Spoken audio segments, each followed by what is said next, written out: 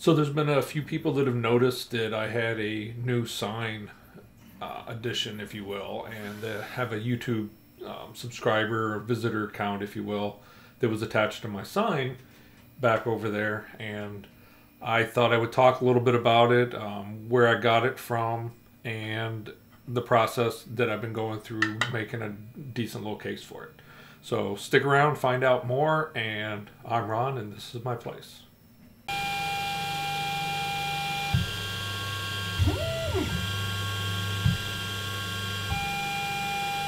Welcome back. I wanted to talk a little bit about the YouTube scroller. This was done by Glenn over at Fun King 3D, and he created a video on it, and he's shown it for a little while now. And then he did a video on the hardware that he used and provided the code for it. And I had some issues with the code, and he was kind enough to help me out a little bit.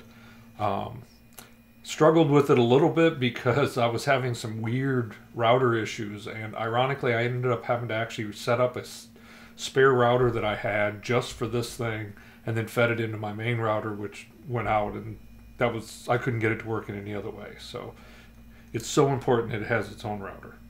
That's all I can say. So I didn't want all the loose electronics, so I decided I was going to create a case for it, and I went through a few iterations, like every good design project. Started printing it, didn't like the way it was printing. Actually, I was started with this one, and the way I extruded it, I didn't actually join the bodies, so there was some holes, and didn't want it. Started over again, then decided that seemed like a lot of wasted plastic, so I made the third rev into this, and where I cut some holes out, and then the tolerances were close but not exactly perfect. So then I made this one that actually turned out pretty good, and then I found a few other issues, like I forgot to account for the power plug, and I didn't put any standoffs, so that it wants to just drop all the way down and rest on the pins, and it's just not clean. I wanted to make it better, and then I made the cover, and the cover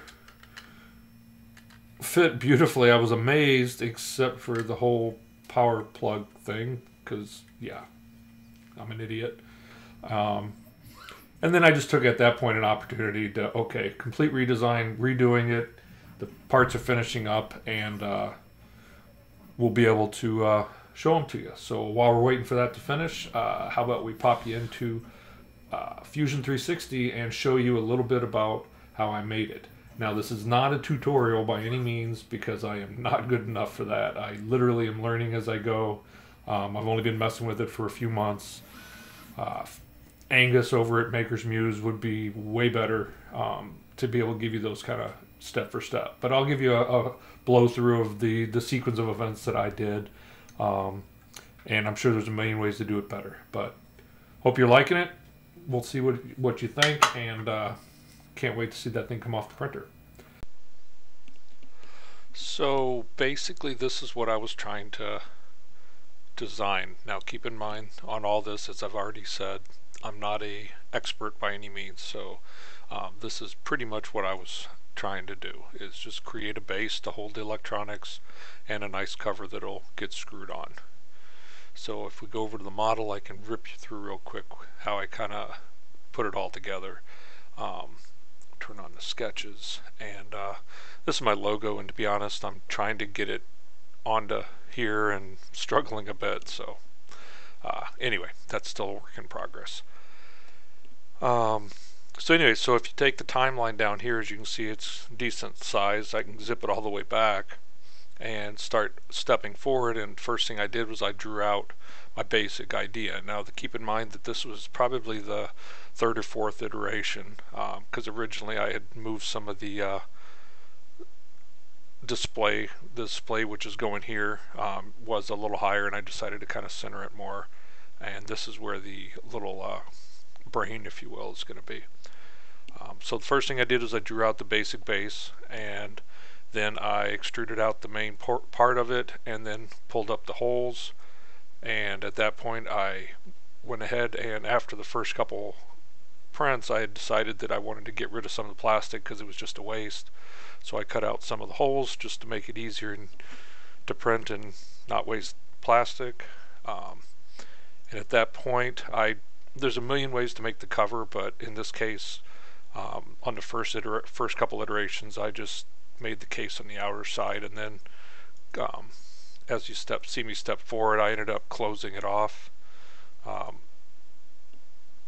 So I created the sides, then I created the top, and now I believe I cut the hole out. Yep. And at that point, let's take the cover off. You can see that at that point I had printed it, and I just didn't like a few things. One, I didn't have anything for plugging it in, so it was causing an issue with the cable. You can see that the posts were straight all the way down, so nothing was holding them up. And also the case didn't really have a way to go on. I was going to use a press fit or glue it in, and I decided to get a little fancier and went ahead and created standoffs. That I was going to do 4 standoffs in the corners here that went all the way up that the cover could screw down into. And I'm actually, as you can see, I made the extrusion up, ended up making a hole to go down, and then I drew on the front face a sketch to be able to cut in to the same size as a nut, and then I extruded that in and cut a hole there. And then once I liked what I was doing, I started copying them across. And then I had actually copied 4, but there was an issue, so it ended up getting copied later. So if you see, again, I apologize, I feel like I'm jumping all over the place. But if you see this is the cover now, and everything kind of together. In this area here, this is where the plug-in was going to have to be, so there was no room. So what I ended up doing was I just brought everything out into view, created a front-facing sketch, and then cut a nice little extrusion in here. So it should be perfect for the power. And at that point, let's close the cover down again. I don't remember exactly. Oh, now you can see I started actually creating base extrusions to hold the boards up off the base a little bit, just to give it a little cleaner look. So I did that all the way across, and ended up getting the final extrusion over here. So I have all 4 corners, and this is pretty much the end of it. There was a few things and then I had to cut the holes in the top. Was pretty much the final thing I did. I just did a projection from down below to bring the hole through and see it from the top, and then I just did an extrusion and cut that out. And again, I'm not trying to step you through to show you how to do each step, but more just kind of what I did. And then at the end of it, after I was kind of pretty much happy with everything, I converted each of the bodies, the case and the cover, the base and the cover, I converted them to components, because if you do that, that's what allows you to bring it into the animation side and create the little movies. So that was how I put it all together, and now I printed. Now the interesting part is I had printed it using Octoprint. I'm kind of a big Octoprint person. I try and use it on all my printers. Been struggling with the Prusa Mark III, and I pretty much avoided Octoprint because all the issues that have been going on, I'm just kind of waiting for all the things to work out, if you will. This is one of the things that keeps happening, is I printed it, it went to the first layer, it gets to the end of the first layer, and then it just stops moving, and you can see this big bubble of plastic. It just sits there, and just as if it thinks it's moving, and it just starts oozing and, kicking out molten plastic. So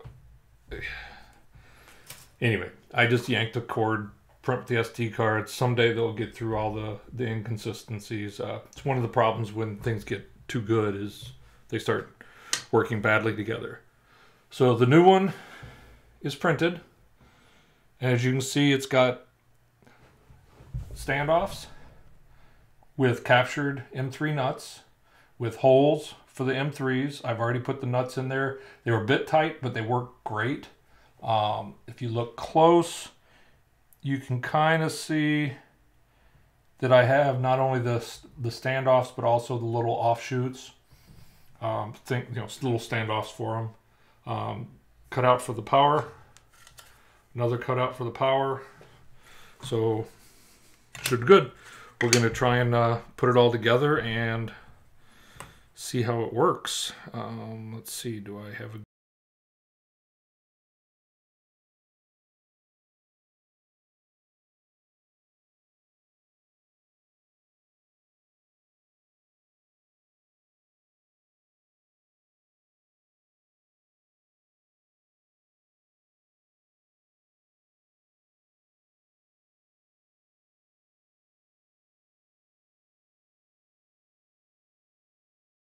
So what I ended up finding out is this plug was just literally not the right size, and it was confusing. And then that's because I measured this one, which is the one I've been using, and it works perfect.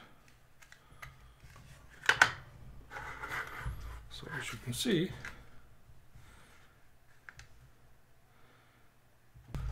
can see, it's working.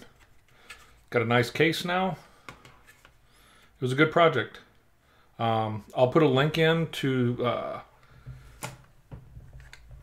Glenn's channel and the video that he made that'll actually show how to do it all. And then you can make your own. It's pretty neat. Thanks for watching. Hope you learned something, and we'll see you next time.